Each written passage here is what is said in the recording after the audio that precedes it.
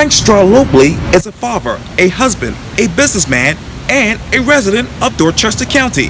Now he wants to be the next Dorchester District 2 school board member. I speak exclusively with Frank for this edition of Quintin's Close-Ups. And if you haven't already, subscribe to my YouTube channel and like Quintin's Close-Ups on Facebook. Frank Staropoli, welcome to Quintin's Close-Ups. Thank you. Privileged to be here. I appreciate your time. Oh, you're very welcome. Obviously, you are a businessman, a father, and a husband. And obviously, you are a resident of Dorchester County. And now I understand that you are a candidate for Dorchester District 2. Tell me, why, Frank, why now? So now I have two daughters in the school system. And frankly, I announced before this pandemic hit. So at the time that I announced, I was given my time and service to the Education Foundation of Dorchester District 2. The sole purpose that organization was created was to help offset funds that the state wasn't giving to the school district. So our sole goal was to try to raise funds for the school district to help implement these programs like STEM, manufacturing facilities, teachers grants, that kind of stuff. Right. Well, in that time I was doing it, I realized that two things. One, I didn't necessarily feel like we were supported from the school board like we should have been, as being made up of a school of volunteers. And then two, I just realized that for 5 years I've been doing this work and it's been great, but I kept approaching my daughter's teachers and administrators and saying, what can I do to help you out? Aside from what I do with the foundation, how could I help you guys be successful in the school? I thought to myself one day, I could do this with a much larger net. You know, right now I'm limited to one or two schools that impacts my personal home. How do I duplicate this across a whole district? So anyway, conversation happened, and much like you alluded to a little bit ago, I attended a men's retreat upstate for a church and was adamant about not running for school board at the request of somebody else because I just didn't want to get into politics. Well, in the first night I was there, I felt this piercing in my heart to run for school board, and I dismissed it because I figured the conversation was fresh and it was just in my mind. The theme of that weekend ended up being maturity from a boy to a man, both spiritually and as a father and a member of the community and for service. And I couldn't avoid the message, man. I was like, somebody out there is telling me to do this, and it's a greater than me thing. So coming home that weekend, I made the decision I was going to run for school board. Now, those state funds that are supposed to come to the school district, how much are supposed to come to Dorchester District 2 right now in your mind? I believe we were supposed to get like $2,500 per student, and we're only receiving, I think, about $1,600 or so. My numbers are not probably accurate, but there is a shortcoming of funds that we were supposed to be receiving. We're underfunded. DD2 is in the top 5 of performing schools in the state. We are bottom 3 out of the 72 districts or whatever of funding. So it's very much offset. And how underfunded has the district been over the past 2 years, for instance? Very underfunded, very. So, and I know you talk. Go ahead, I'm sorry. Okay. Oh, no, you're fine. You're fine. Go right ahead. No, and that's another reason I wanted to get involved is it can't always be, as you're familiar too with government, you just can't always keep going back and asking for help and money. You have to be creative and find ways to offset, which, being underfunded shouldn't be a reason we should stop moving forward. So how do you approach that? And in my mind, with my business background is, you have to understand that this is a partnership with the community. This is a partnership with businesses in our community. Nobody wants to move into a community where there's no jobs, but the schools excel. And then nobody wants to move into a community where the schools are underperforming, but there's a ton of jobs to be had. So I acknowledge that we have to work with our partners in industry, with our partners in government, with our partners in the community to grow together. So you can't have manufacturing and industry here while your schools are sitting down on the bottom. So we have to work together and ask in this partnership, what can you do to bring value to our school district? How can we get some funds to, Berkeley County's Google, they partner with Google to bring one-to-one iPads. I get that. That's a huge deal, and that's a rare deal. But we have Boeing, Bosch, which are already partnering with us. You have Scout Boats. You have Walmart coming up the road to Ridgeville. These are businesses you approach and say, we want to make an investment with you in making this education system better. We want to make sure we're sending you adequate help when they graduate to be workforce ready. But here's what we need in the meantime. We're asking for the investment up front, but we're going to bring you out quality individuals when they graduate from our system. And what type of investments should Dorchester District 2 have right now? In my opinion, and I'm only speaking as a father right now, I think the Sure. investment needs to be a full 100% because I acknowledge that my kids are away from me more in a day than they are with me because they're in school 8 hours a day. I have to work. By the time I get home, it's a couple hours at dinner and then they're going to bed, and so am I. So I know when I send my children to school every day that I'm trusting that those teachers and administrators and everybody involved in that system is going to care for my child, educate them accordingly, and all that. Now, the respect I give is when they come back home to me, the teachers and educators should know that I'm going to do everything I can to support what they did in that day to make sure my kids are keeping up with their studies, reinforcing what they learned in that day. And then if it needs to, we'll discipline them the way that our house feels necessary. But the educators and the administrators should know 100% that I support them when they come home to me and what they did that day. And I'm asking for the same trust in the school that when I send them to them, that my child is going to be supported with what I value in my household and how they should be educated and what I trust them to do. I ask that as a board member, I will consider that partnership with parents and with our industry partners as well, that this is a community effort. It's not just education in its own is not just education. There's a lot of factors in it, from mental well-being to community involvement. So the partnership has to be from top down, but it needs leaders on the board that are going to speak that verbiage to our industry partners, to our other parents, to our neighboring counties. You know, Charleston County and Berkeley County have some ideas that work. We should be reaching out to them saying, hey, what can we do to duplicate that here? Here's what we found successful for us. It has to be a whole 100% investment. Now, you talked obviously a lot during the interview, earlier in the earlier interview, that is about business partnerships. I know obviously you're a businessman and a husband and a father, and obviously you're a resident of Dorchester County. What type of relationship do you have with the Dorchester District 2 parents and students officials?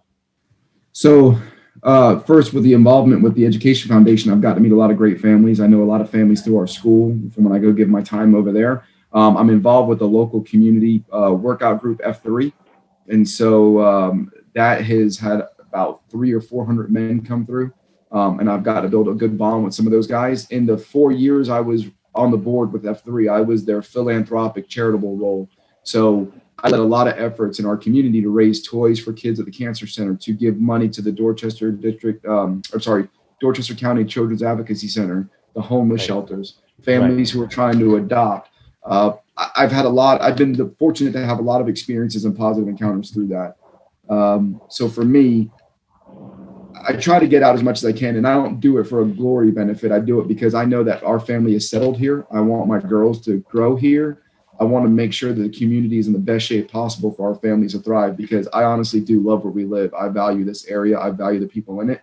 I want to make sure at the end of the day, when I lay my head down at night, that I can go to sleep knowing I've done everything I can to make it better. Let me ask you this, Frank. What is the quality of life in Dorchester County as you know it? You know, in my opinion, I think it's a great one. I really do enjoy it. I wouldn't be here if I didn't, but I do understand, and I can acknowledge that not everybody has that same example, which is another reason I think I get involved as much as I do. You know, it's always been, listen, I come from a background. My parents, I grew up privileged when I was younger, and my parents moved down here and they opened up a restaurant. And, you know, it's not a popular topic, but I watched them claim bankruptcy and lose everything. You know, I mean, we went from top to bottom. So I understand what poverty is like and understand how hard it could be on the family unit. I was very fortunate that, you know, we were able to stay as a family unit through it all. But I understand what families struggle with financially when there's no food on the table. I get all that. And it breaks my heart every time I think about it. I don't have a sense of guilt about it because we all have our own paths in life. But if I can work in my free time as much as I can to help offset any of those misfortunes, I try to do the best I can, or at least I try to bring awareness to where people are more involved and assist me as opposed to me just trying to take it on my own. But I think quality of life, I'm sorry. Oh, no, you go ahead. I'm sorry. A little delay here. I think quality of life is good here. I think the environment is fantastic. I think it's a charming area. I think that the people, frankly, there's a lot of people that work together than not. So I think I wouldn't be anywhere else if it wasn't the case. What are you aware of now? In regards to what? I'm sorry. What you just mentioned, obviously with issues such as poverty and other issues in Dorchester District 2. What exactly are you aware of, Frank? Yeah, two big ones are, the poverty issue is one. Windsor Hill on Ashley Phosphate is the biggest poverty school, I believe, in the state, but absolutely our district. Austin Bailey Elementary School is the second poverty stricken school. There's another thing, child abuse is rampant. Guardian ad litem numbers were down about 70% during this pandemic. And it wasn't because parents decided they were going to be good people one day. It was because teachers weren't identifying the bruising and the emotional issues that kids were coming to school with. So the two biggest needs brought to light for me as a community have been poverty and abuse. And to be honest, man, I'm the father of two daughters. You want to see me cry? Just ask me about my girls. But when it comes to hearing stories of other people, I've been, I don't know what the word is, fortunate, but I've had the privilege of sitting at the Children's Advocacy Center and finding some statistics and seeing what they hear from the county day to day. The biggest statement I can make from my experience is that their counselors have to seek counseling in order to stay grounded in their job. And when you're a therapist or a counselor and you have to seek counseling because of what you endure day in and day out, that speaks volumes. So yes, the abuse and neglect to the kids in our community is alarming. It scares me. That brings me to my next question, Frank. What are the top 3 issues inside Dorchester District 2? So Dorchester District 2 is teacher-student advocacy is one. That's one that I plan on fighting for. Secondly is workforce readiness, making sure these kids are trained and they're qualified to go out. Not every kid's going to go to college, so we got to make sure that all the children enter into a internship program before they leave our institutions to get a job and to be going out to these manufacturing partners in a quality position, not a position of just out there kind of wandering aimlessly. And then another one, in my opinion, would be teacher pay is a popular topic, right? But that's a state legislation piece. So for me, I think if we can focus on giving the teachers an adequate, positive environment that they need to be happy at work every day. I've had a couple of teachers tell me if they don't go home and cry twice a week, it's not teaching, they're not working. And that's sad. Nobody should go to their job and come home at night when nobody should be going to their base of work, trying to make my children better and coming home crying. And if we can provide the necessary tools and the environment for them to be happy, then we can work on the pay down the road. The pay is not going to happen overnight, but it can help us address it once we get these teachers in an environment where they want to come to work every day, where they're happy. And you'll notice productivity will increase. Children's personalities will become better. It is a rippling effect if you can change somebody's personality. Now, Frank, let me ask you this. What exactly is the environment right now for teachers in Dorchester District 2? And what tools do they actually need?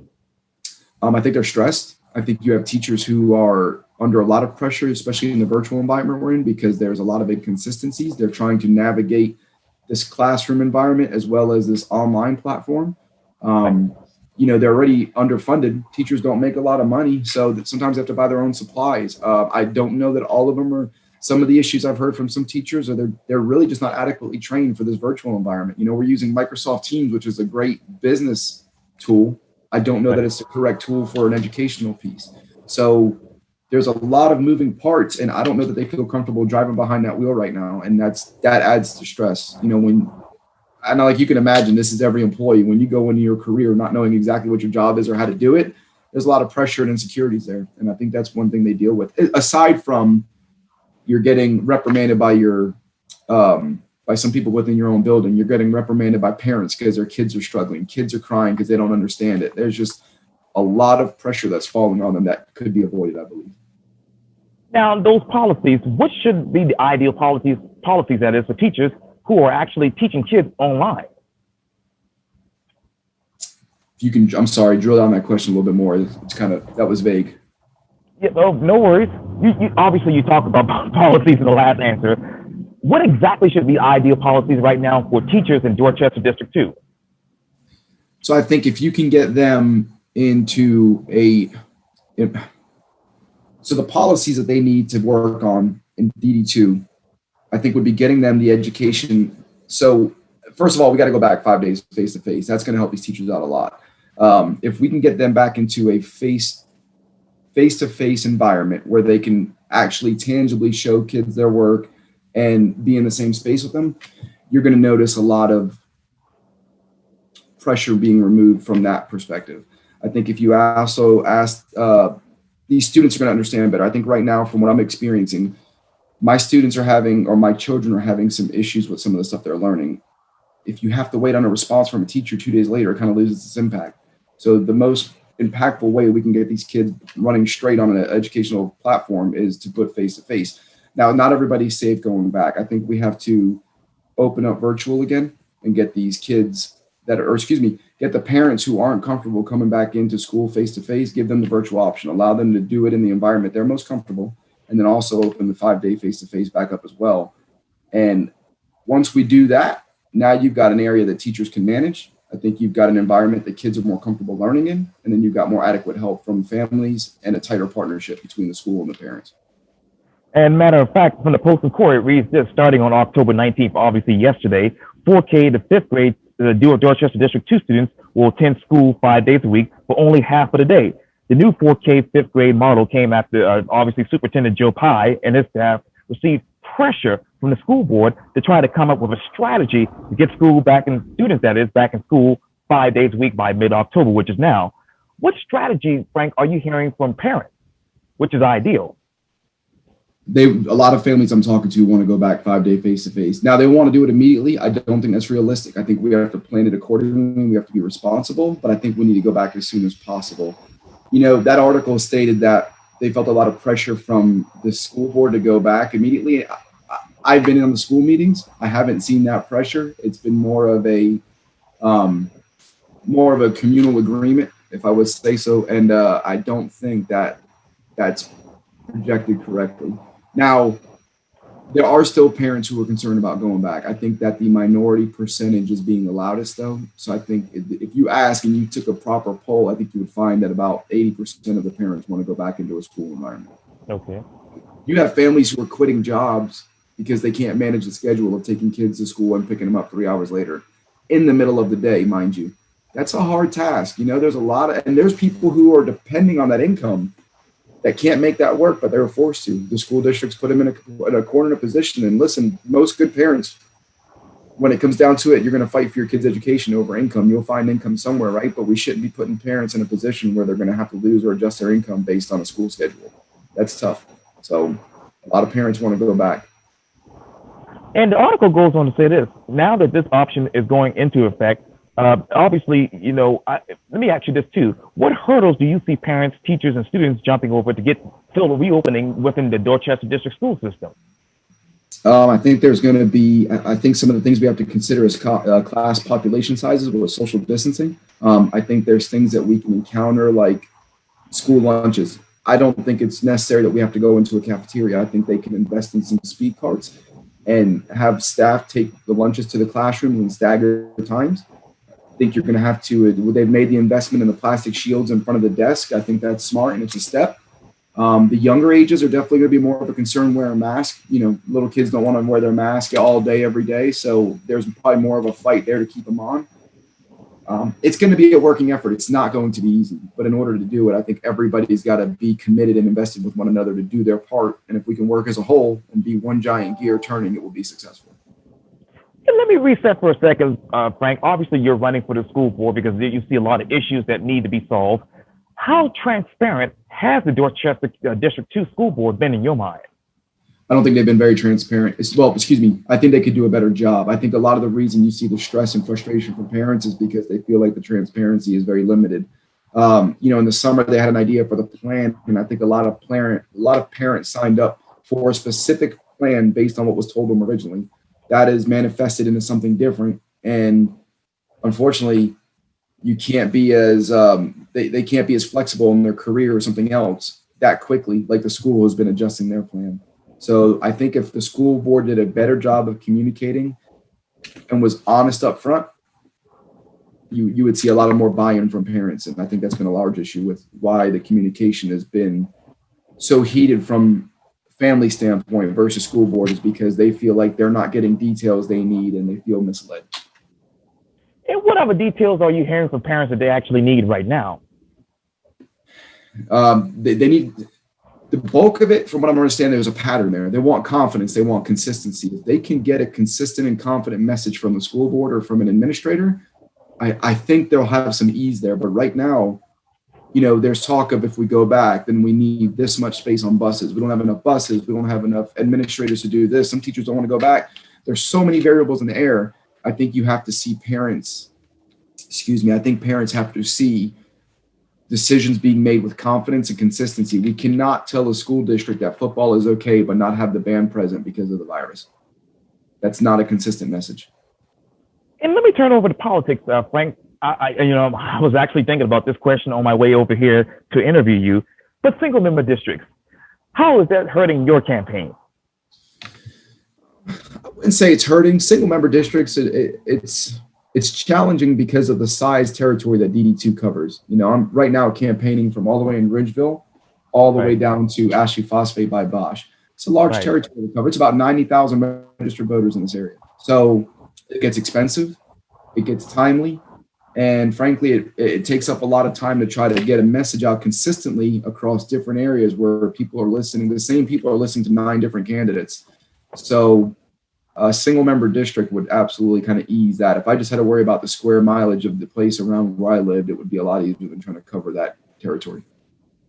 And let me go back to obviously the issues right now. In what ways are you going to support and engage the constituents of Dorchester District 2 if you're elected?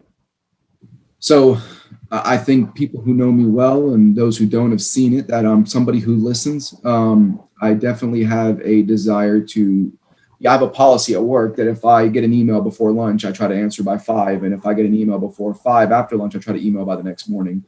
I think communication is one of the so I went to culinary school originally, and the couple of things I've learned in culinary school and I learned from my experience in the kitchen was teamwork, communication, and cleanliness, which is a little different, but and timing. So I think communication and timing to families, letting them know that they have a voice in me and they're a supporter. They have to know that I'm working on their behalf. And I think if I can confidently show that with some of my actions in the beginning, that I'm working for their benefit, and then they see me communicate to any concerns they have, I think 8 out of 10 families I've spoken to so far have told me about how they've emailed school board members and not received any word back. It's kind of alarming. 8 out of 10 is a lot of people. Now, I'm not saying you'll get everything back. There's a lot of families in our district, but even if I don't have the answer, my response to them would be, I don't know that right now. Allow me to look into it, and I promise I'll get back to you. And as a person, as a man of my word, I've got to go back and follow up. And what are the complexities of education for this particular district? The complexities of education. I think right now we have that state standardized testing that really comes into play. So teachers are really pigeonholed into given the criteria and the curriculum in which they have to educate, and we're not allowing them to do what they know to do well. They went to school to be educators. They went to school to educate their children. And we're telling them that with all the different personalities that you have in your classroom and all the different stuff you deal with, you have to educate all of your students in the same spectrum. And that is a challenge. I think if we can focus on finding a solution to teaching to test, not testing to test. I'm sorry, I apologize. We are letting them teach to test right now. They are teaching all their students so they can do a state standardized test and try to worry about these graduation rates. Graduation rates are important. I'm not knocking those, but I think we need to focus more on quality than quantity. I think we need to make sure that when our children leave DD2, that they've received the best possible education that they could get, and not just do this to make sure numbers look good. And as you know, Frank, the big topic around the summer has been about standardized tests, and some people want them to replace. What exactly should they replace these tests with? I don't know that you really replace them with anything. I think you have to have some metric. I think there has to be a test there that's somewhat gauged on what we should expect out of our students. But I don't think that standard has to be so vague or so specific in regards to graduation that I'll give you an example for my daughter. My daughter her grades were very well in school, but she always missed GATE, which if you're familiar with GATE, it's gifted and talented education. She would always miss it by a couple numbers. And I had to approach her principal one day and said, is there not a reason why she isn't in GATE? She's getting all A's. Well, they looked at her scores and said, there's no reason why she shouldn't be here.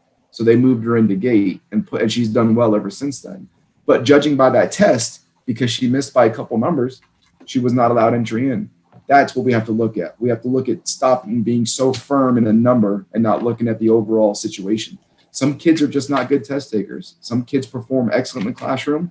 They know how to put the pen to paper. But in a test situation, there's pressure, there's nerves, and that's how you have to deal with that in the real world when they get older. So it's a part of life. But we can't be so concrete and they have to pass this test and perform at this level that we don't look at any other variable in their education experience. You mentioned a little bit of it in the last answer, but what exactly is the overall situation when it comes to standardized tests? I think they're just numbers. I think these kids take a test and they look at the number and that's all they really factor in. I don't know that it's really evaluated on a child's year experience. And that's what I had to bring to the attention of my daughter's school was let's take a look at her whole year and see how she performed. But it wasn't until I brought that to their attention that it was done. And I'm not blaming the school. The school is doing it as directed by the district. But I think that's the problem is I think they're just looking at a final number and they're basing their decisions off of one number. And let me ask you this, because leads into my next question. What exactly is proper when it comes to student achievement? I'm sorry, you froze for a minute. What was that? Can you see me or hear me? Yeah, you just froze in the beginning. All I heard was by achievement. Oh, sorry, no worries. Let me ask you this. What's your definition of proper student achievement? So I think proper student achievement, you have to consider a couple of things. I think grades are the biggest portion of them. Make sure that we're staying and holding them accountable to the standards of what they should be receiving grade-wise. We want to make sure our kids do the best they can do. I think you also have to look at the children in the classroom and evaluate how they are amongst their peers. Are they productive members of their classroom? Do they offer help? Are they assisting? Or is there something there that's causing them to lash out and be negative or be destructive? And we have to address those as well. But I think as a whole, we have to not micromanage, but we have to drill down and look at them and say, okay, we want our kids to really act in the classroom as we expect them to act in society. So are they using their manners? Are they being respectful? Are they participating? Or are they being shy in a corner? Are they being destructive? Are they bullying? We have to look at all those different actions of a child, but the expectation that I would understand is grades first and then behavior behind that. And maybe, you'll find that some of them go hand in hand. Let me ask you this, Frank. What is the graduation rate at Ashley Ridge High School? I don't know the specifics to the each school, but I believe the district right now is boasting a 91% graduation rate. And what exactly is the poverty rate from, say, 2017 and 2018 semester at Fort Dorchester High? I don't think Fort Dorchester is as high as you would think. I just had this conversation with an educator at Stall. Stall's poverty level is very high over there. Fort Dorchester's right down the street, but for some reason, the way the lines are, Fort Dorchester's poverty rate, I'm throwing it out there, it would probably be 25 or 30%, I believe, if I had to guess. But I don't know the specifics. No worries. And let me ask you this. What percentage of students at Fort Dorchester High School scores feel higher on the algebra, biology, or English gateway course assessments for the end of course, say, for the 2017-2018 semester?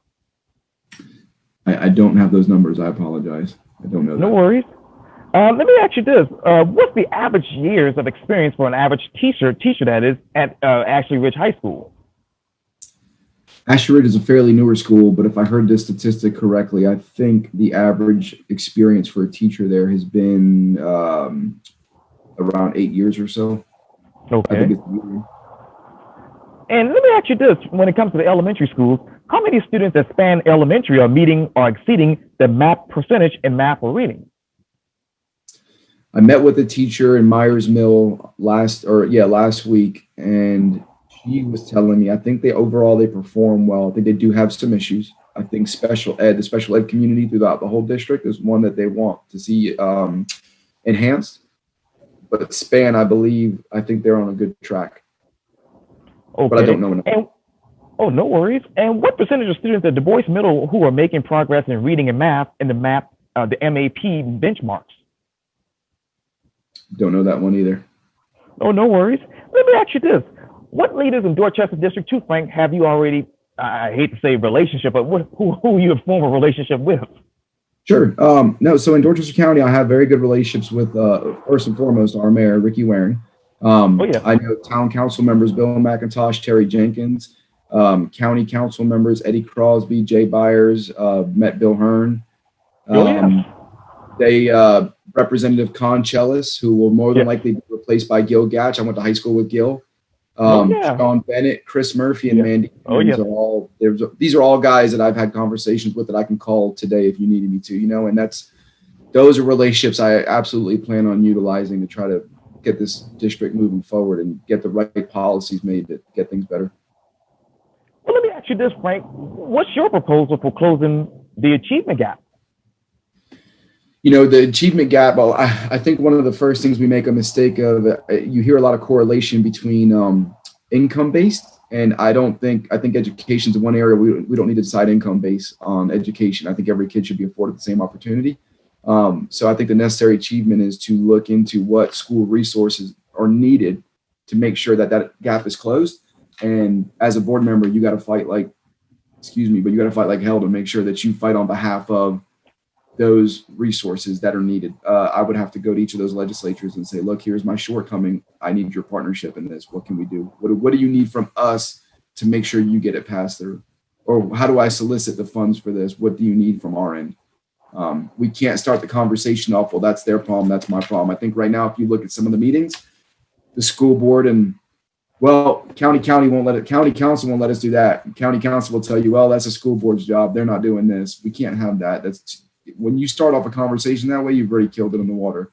So my goal would be to open that line of communication and say, how can we get this done? What do you need from us? Here's what we need from you. And I should have asked you this earlier when obviously we were talking about virtual academy and online learning, but how many students in Dorchester District still don't have broadband access? I haven't heard of any. I know there's some issues of kids with Wi-Fi or, and there's simple things. There's somebody I know who's in the technology education company and one of the partners with our district.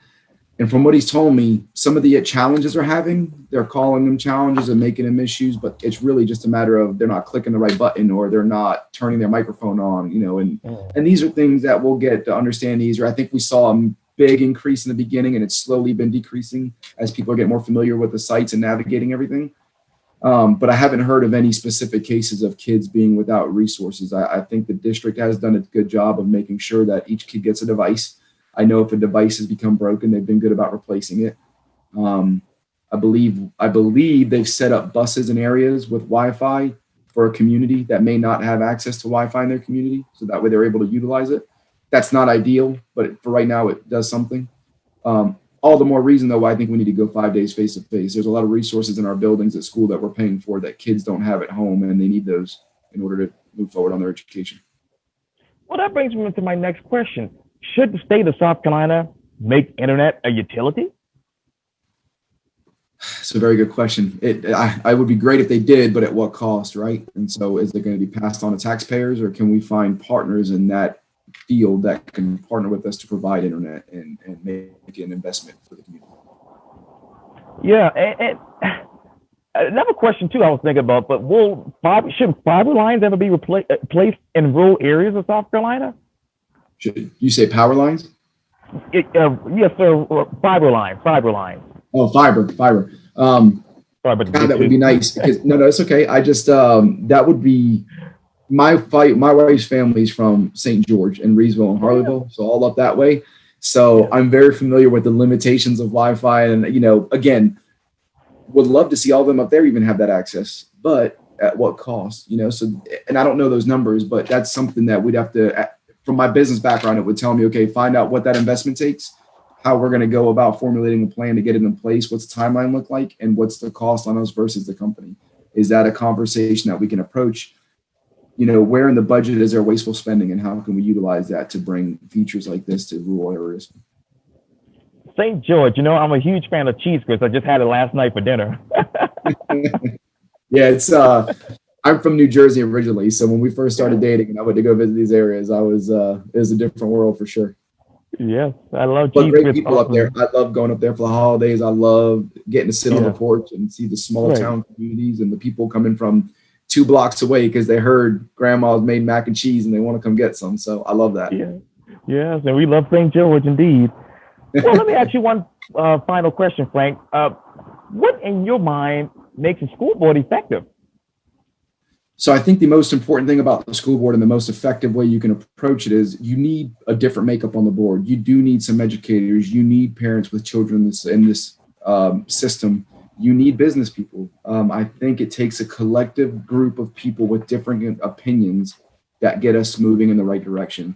We can't all just be on the board and say yes to everything that comes up. I think you need to have a collective makeup that's going to push back, that's going to present objectives, that's going to bring up new ideas.